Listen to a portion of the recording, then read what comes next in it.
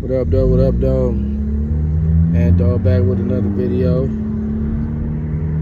Hey, Ball and MJG. Dynamic duo, man. What y'all think about them cats? Where do they fall in as far as your top, whatever hip hop duo? 5, 10, whatever it is. Honestly, bro, A-Ball and MJG probably like my second favorite duo. Duo meaning two. I want to say first and foremost, the Dog Pound, is the first. But, A-Ball and MJG, man, they come in at number 2. So me and my man's here, older cat, man, we was talking about, same shit. We was talking about music. So he was like, he loved the fuck out of A-Ball and MJG. He said that album, that one of their first records, like In My Lifetime or some shit like that, whatever the name of it was, I forgot it. He was like, that was like one of his favorite rap albums. So I was telling him, like, like I said, he older than me. So I was like, yeah, bro. I didn't really get hip to them cats till I was like 15, 16. I want to say I was like 16. I ain't get hip to them. Until like 15, 16. And when I got hip to them was when they dropped that Living Legends album. The album that came out in 2004 or 2005. It was one of the two. It was either 2004 or 2005. Y'all already know, like, 04, that's like my favorite year in hip hop.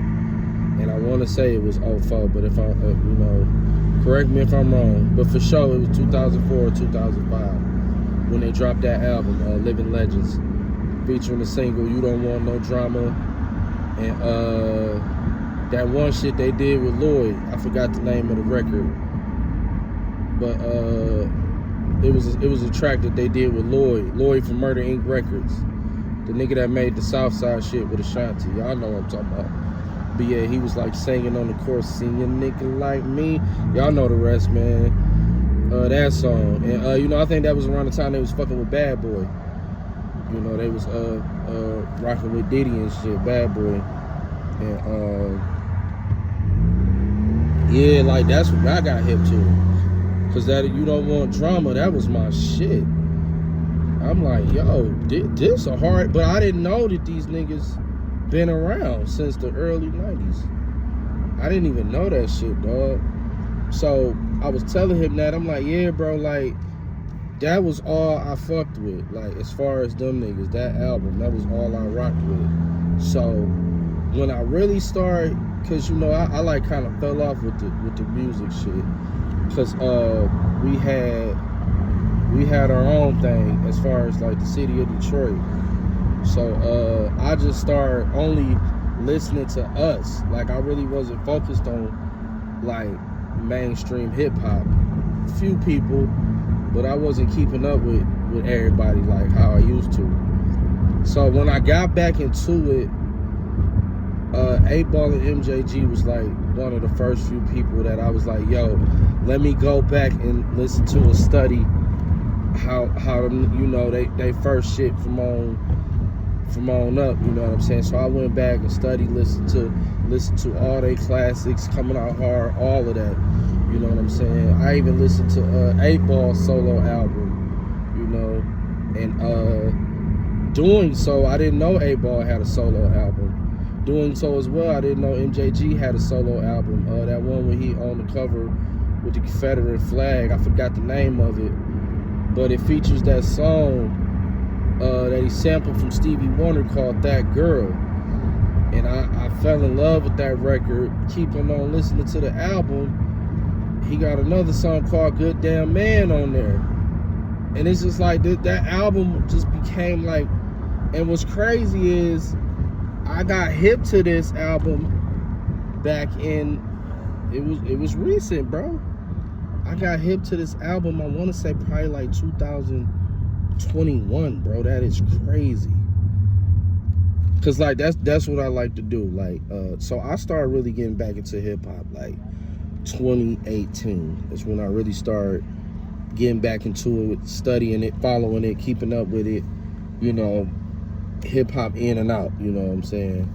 That was back in 2018. So like I said, I did.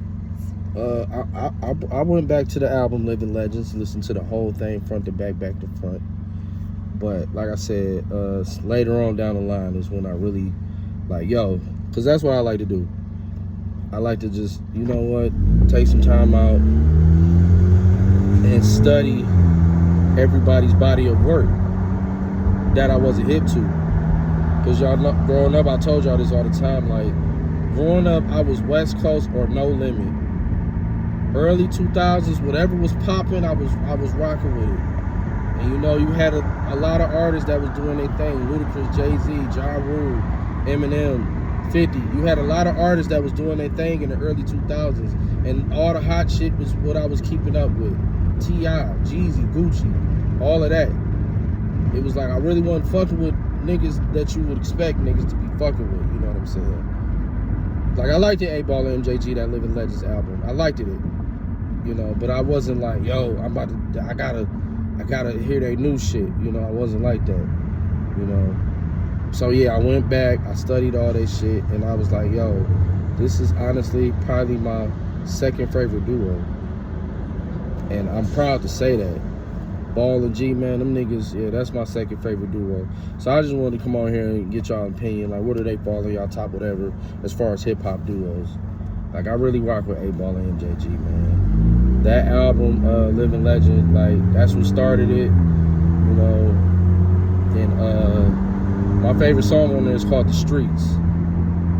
Like, I'll never forget, man, what it was is, bro, how I got hip to them, my mans came to school. We was in 10th grade. He was doing his thing, man. He came in like, look how much money I just made. And I'm like, damn, he pulled it out. I'm like, damn, that's a lot of cheese. He's like, yeah, bro, I was just, you know, and I was listening to the 8-Ball and MJG. I'm like, who? So he showed me the CD. This one niggas had CDs and, you know, CD players and stuff, man. You know, the Walkman is what they called it. CD player with the headphones connected to it. The Walkman was the cassette tape joint. But yeah, same shit, you know. But yeah, this one niggas was still doing that. Like I said, this was 2004, 2005, bro. All that shit was still in. So yeah, he was like, I was just fucking with this shit. I was on the road today. I'm like, damn. It was weed. Wasn't nothing serious like that. So that's how I got hip to him. So the bootleg nigga, I went and hollered at him. That's when niggas was doing like 3 for 10, 4 for 10, or I think you get 5 CDs for 10. It was something like that, 3, 4, 5 for 10. It was one of them, and that was one of the CDs I requested. So I had listened to it. I'm like, these niggas is hard. So like I said, bro, it took me a long time. It be like that though. It be like that. It took me a long time, but I eventually got around to it. I checked out Ball and G. I fuck with them. They my second favorite hip hop duo. Like I said, duo meaning two. I'm not talking about 3 or more. I'm talking about duos. Like Dog Pound, Mobb Deep, Outkast, shit like that. Duos. 2 niggas, 2 people. And they my second favorite. Dog Pound is first, because growing up, the West Coast was running things. And the Dog Pound, Snoop and all of them had shit on lock. And I just love how the Dog Pound, I love their sound, they ways, their creativity, they style, everything. I love the Dog Pound. I know y'all got y'all issues with Daz, I get it. I hear you, but I just fuck with Daz so much, you know. I fuck with Daz so much. Corrupt too. Corrupt can really spit. I just like how Daz keep it gangster. I like his beats. Daz is cold. This is the life I lead. Public Enemies. DPGC, you know what I'm throwing up, man. I love those 3 albums. But yeah, 8-Ball and MJG, man. Comment your favorite tracks.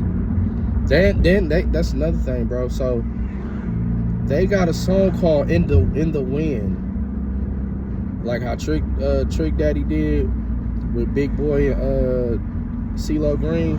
Is "In the Wind," the same name, "In the Wind," and it's on the How to Be a Player soundtrack. So I was watching the movie, bro. I didn't even notice. I found this out super late.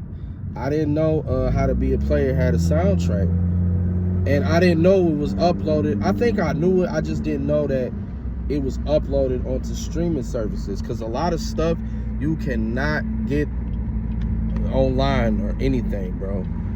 You can't get it online, and I didn't know they had that album on there. So when I found out about it, I was like, I'm about to bump this. Let me see what they talking about, because you cannot go wrong with a 90s soundtrack.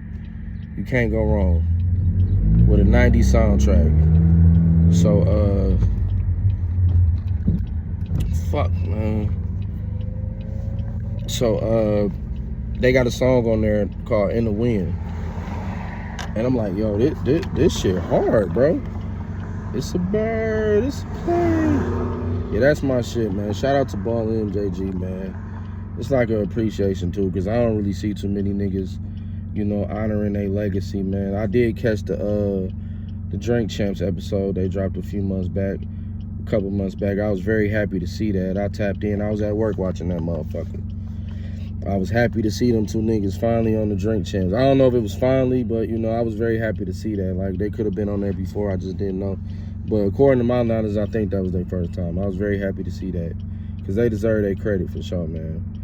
Ballin' MJG, man. Shout out to y'all. And like, comment, share, subscribe. Let me know y'all favorite records, favorite album by A-Ball and MJG, and I love y'all. More content coming. Click the post notifications, all that good stuff. I love y'all. God bless. Have a beautiful weekend. Be safe out there, and I love y'all. And dogs out.